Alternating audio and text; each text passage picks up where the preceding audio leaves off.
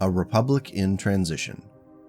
When we were last together, the RimWorld's Republic had just experienced what would end up being an incredibly important shift in power. Heather Durant passed away in 2459, and without a direct descendant, her power transferred to Terrans Amaris, her close confidant. While not immediately known, this transition of power would impact almost every human being in the galaxy. The formation of the Star League in 2571 drastically changed the political geography of the Inner Sphere. Now no longer able to war with each other, the Great Houses under auspices of the Star League would start to focus on those who had not yet entered the fold. Decades of propaganda describing the periphery states as borderline anarchies or nations of decadence and piracy paid off as powers clamored to start preying on the smaller states. Of course, the Star League didn't frame the reunification wars as selfish acts. Rather, they were sure to always represent the coming conflicts as attempts to bring humanity together for the betterment of all involved. I'm sure that was comforting for the citizenry of the periphery as their planets were turned into war zones. An impression of nefarious intent was placed upon the periphery states that refused to join the Star League.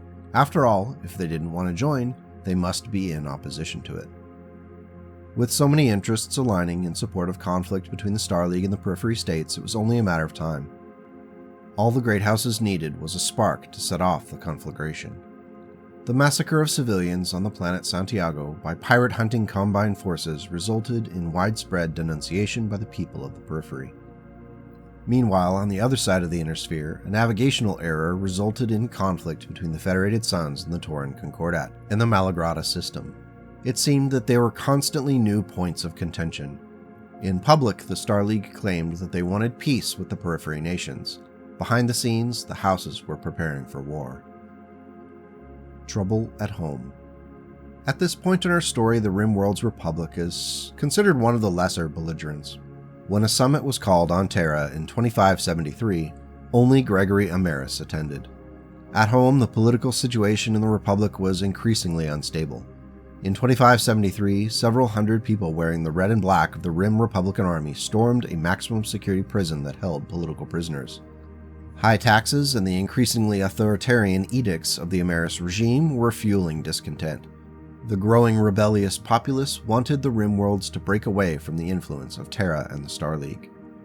When the group started to execute soldiers and guards within the building, Gregory Amaris called the 5th Amaris Fusiliers and Amaris Republican Guard to put down the rebellion and end the siege of the prison complex. Piloting Stinger and Wasp battlemechs, the Amaris forces assaulted the prison. 3 of the Stingers and 2 Wasps suffered significant damage due to satchel charges prepared by the rebels, but they were eventually able to crush the insurgency on the prison grounds. Upon hearing of how much damage the RRA had been able to do to both the Amaris forces within the prison and the assaulting forces, Gregory Amaris abandoned the plan to show mercy with an amnesty and instead called in artillery strikes on the prison command post where the rebels were holding out against the mechs. The building was completely leveled, and any survivors were killed by the forces waiting outside. While the Rim Republican Army had been critically wounded, and the prison siege would be the last direct action for many years, the short-term benefit to Amaris proved to be far less important than the long-term damage to his reputation, and the quickly evaporating myth of the invincible battlemech. The cracks were quickly forming in Gregory Amaris' rule. The passing of the Universal Act of Loyalty Law in the summer of 2573 may have seemed like a good idea at the time. In retrospect, it's been proven to be a debacle. The law required every citizen of the RimWorld's Republic to swear loyalty to the state, and by proxy, Amaris and the Star League. This did not go over well with much of the population, as the fine print also placed them under the judicial reach of the Star League without any opportunity to deal with it locally. Now, I know the history fans out there are rolling their eyes right now, because I sure am. High taxes, control by foreign power, no local review for grievances. How could that possibly go wrong, right? The only thing missing was a law that required RimWorlders to house SLDF soldiers when in town. Those unwilling to take the oath were branded traitors to the state and stripped of their land, possessions, and rights. Vocal critics of the law ended up in prison or disappearing completely. Larger groups of holdouts that refused to take the oath were starved into submission or threatened with destruction under the feet of Amaris' battlemechs. Even with all of these measures, almost a third of the RimWorlders refused to take or avoided taking the oath. Now, remember what I said the other day about loyalty? You may be able to beat somebody into submission, but you can't beat them into loyalty. That's important to remember, as many who took the oath did so only under duress and actively worked against Amaris in the Star League anyway. In Gregory Amaris' defense, he saw the loyalty law as a compromise that would keep the SLDF from placing boots on the ground in the Republic, which he knew that would only make things worse. To the average citizen, the only thing membership in the Star League offered was high taxation and periodic violence visited on their communities. This was a recipe for disaster. The implementation of a series of restrictions on trade between the Star League and the Periphery was intended to push the Periphery nations into joining, or at least playing along with the League. The laws placed a very high tariff on goods originating in the Periphery, as well as continually increasing fees for Periphery ships delivering to Star League ports. This bizarre attempt at economic strong-arming only enraged the Periphery further. It's clear in retrospect that many of these actions were intended to cause more conflict rather than resolve it. It's either that or accept that almost everyone in charge was a complete fool. Now remember that most of the houses wanted war. The people of the Star League wanted war. The Star League went through the motions in order to justify it all. By 2574, Ian Cameron, the first Lord of the Star League, was compelled to act. The Periphery states would join the Star League, and it would be done willingly or not. I'm not going to run over covered ground too much, so we're going to focus on the RimWorld's Republic and events that directly impacted it. Manufactured war. Lacking a large military and specifically short of critical machines like battlemechs, the RimWorld's Republic still put up a valiant defense. The large and well-equipped Star League Defense Force began their conquest backed up by nearby house armies. If Gregory Amaris expected to be treated gently due to his pro-Star League positions, he was mistaken. As internal strife and rebellion grew on RimWorld's planets, Amaris was increasingly isolated politically and then physically. The Lyran Commonwealth, under Archon Viola Steiner Dynasson, was tasked by the Star League to handle the RimWorlds. There was a delay, and then more delays, as the Lyrans and the Free Worlds League weren't as interested in conquest as the other houses. Eventually, in 2581, the SLDF was committed, and they would lead the bulk of the invasion. The first wave of that invasion of the RimWorld's Republic consisted of 18 SLDF regiments, 6 Free World League regiments, and 3 Lyran Commonwealth regiments. The defensive structures in the buffer zone Arabelle Row had created so many years before came in handy as the RimWorld's forces made the invaders fight for every inch of ground. 8 years later, in a campaign that was supposed to last only 5, only roughly 1/3 of the RimWorld's Republic was under Star League occupation. The delay created an opportunity for the Draconis Combine to get involved, launching a new front in the conflict. The Combine forces earned a reputation for being particularly callous and cruel towards civilians. The RimWorld's military fought valiantly and with tenaciousness, as in many cases they either fought to live or they would die anyway under random artillery fire, bombardment from orbit, or any number of other war crimes and calamities. After almost 15 years of war with countless cities and planets devastated by the invasion, the 4th Lyran Royal Guards landed on Apollo, the capital of the RimWorld's Republic. Seeking fame and the political boost that would come from leading her soldiers in the field, the Archon herself would lead the assault. She had a bold plan to draw the remaining RimWorlders away from the cities and out into open territory where they could be crushed. Unfortunately for the Archon, communications errors prevented forces from hammering the enemy in the right time, which triggered a tactical disaster. Her forces were then themselves caught in a pincer movement, and her 2 companies of battlemechs were destroyed. Archon Viola Steiner Dennison would be wounded so grievously that she would die a month after the battle. After a campaign that exhausted both the attacker and defender, the Rim Provisional Government signed an unconditional surrender in the fall of 2596. The claim that the Periphery states would join the Star League, if they wanted to or not, turned out to be true, but at a great cost of lives, infrastructure, and any pretense that the Star League was different from any previous empire in human history. The losing side faced almost all of the consequences from the conflict, while the victors went home to write grand histories about their noble effort to civilize the barbaric Periphery. The 4 Periphery worlds entered into the Star League as territorial states in 2597. While this wouldn't mean much in the lives of the citizens of the Periphery, there was at least some effort put into rebuilding infrastructure. SLDF garrisons remained as a reminder of who was the victor of the war, even though a nominal propaganda effort was made to try and improve relations between the former enemies.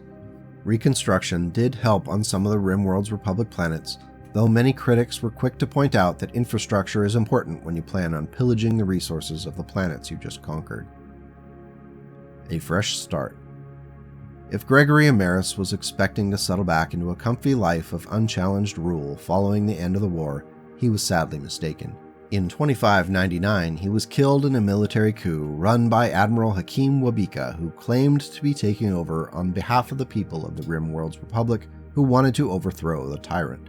Seeking legitimacy, Gregory was replaced by Richard Amaris, who was Gregory's son. Of course, this new leader would be surrounded with advisors who insisted that they would always act on behalf of the people. The leaders of the coup expected to rule around this puppet Amaris. However, Richard proved to be wily and just as much of a politician as his father. He cultivated the loyalty of the palace guard, and when the time was right, he used internal disagreement between the coup leaders to exact his revenge. All of the coup leadership was purged except for the one who was off-world at the time. He, of course, knew enough to never return to Apollo. Richard Amaris would rule over the Republic turned territory of the Star League for 15 years before he died from a fever in 2619. In what would become an Amaris tradition, the swearing in of Richard's daughter, Amanda, as leader would only result in a short reign. She was assassinated in 2620 during a botched palace coup organized by her cousin, Willard Amaris. His plan to send in gunmen to spray the palace with machine gun fire backfired spectacularly, as he ended up also being cut down with his cousin.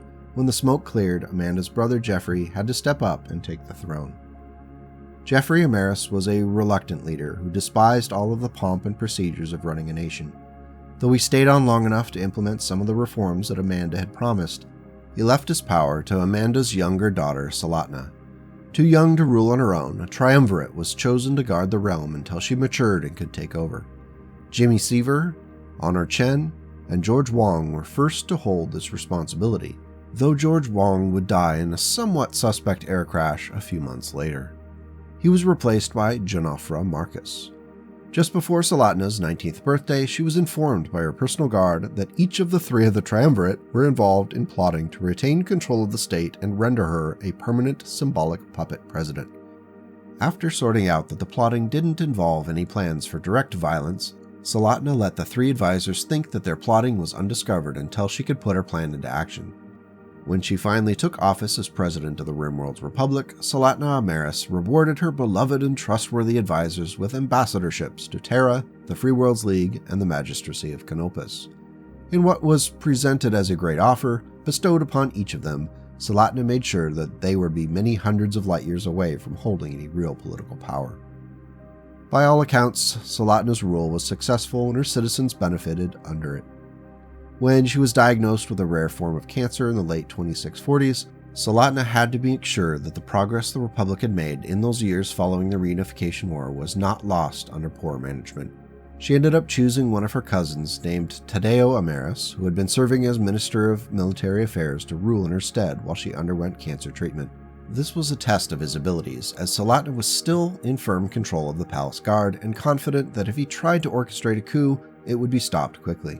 As it turned out, Tadeo was a savvy and capable manager who took to the job with great vigor. Salatna was encouraged, though as an Amaris, she still kept a close eye on him, lest he get overly ambitious. Tadeo Amaris acted quickly to strengthen the Rimworld's military as well as the infrastructure needed to keep it running.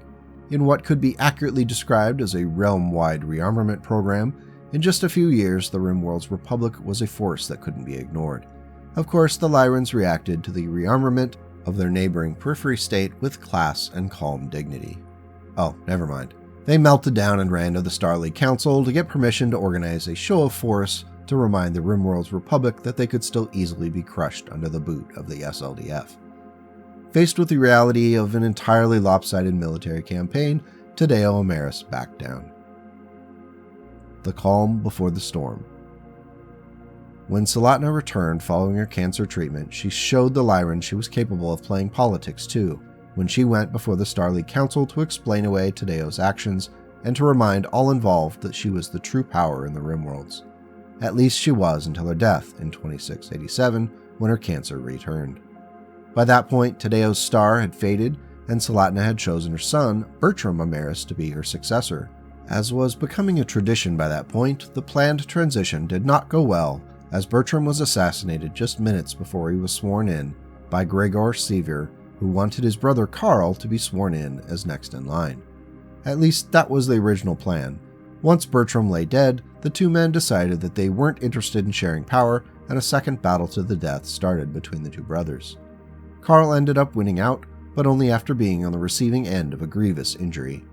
Now his cousin and brother were dead, and no one was left to stand in his way to take power. The nature of this transfer of power, mixed with a family tradition for being paranoid and angry, resulted in Karl showing signs of serious mental illness. Thankfully, Karl Sevier understood that he was sick, and he abdicated the presidency in favor of his grandniece, Cynthia. He took the time to prepare her as best as he could for the job, which included warning her of the dangers of jealousy and greed for power within their family. Confident that he did what he could, Karl left the Rimworld's Republic. Cynthia Amaris devoted herself to her role as president, though in her zealousness she neglected to marry and produce children until much later in life. This was a serious issue for her advisors, who wanted to avoid another succession crisis when she would eventually pass away. Ultimately, she was convinced to marry Stefan Grienko, an industrialist with strong ties to the Rimworld's Republic. She would bear one child, who she named Stefan Amaris. By all accounts, she raised him well, and with plentiful warning of the risks and rewards of belonging to such a powerful family. This included sharing the tragic story of his uncles, who destroyed themselves in a mad grab for power. End Part 2. I'm a little wary of doing a Part 3 on this series, as I know there are much bigger BattleTech YouTubers who have done the Amaris Civil War in great detail, and likely better quality than I can manage. I'll leave it up to you. If you'd like me to tackle it, let me know in the comments. If you'd prefer I move on to the next topic, that's fine too. I won't take it personally. Thank you for watching. Thank you to the Ko-Fi crew for helping making these videos happen with their direct support. If you want to take the free action, you can always like and hit that subscribe button. Until next time, take care, go out and make the world a slightly better place today and tomorrow.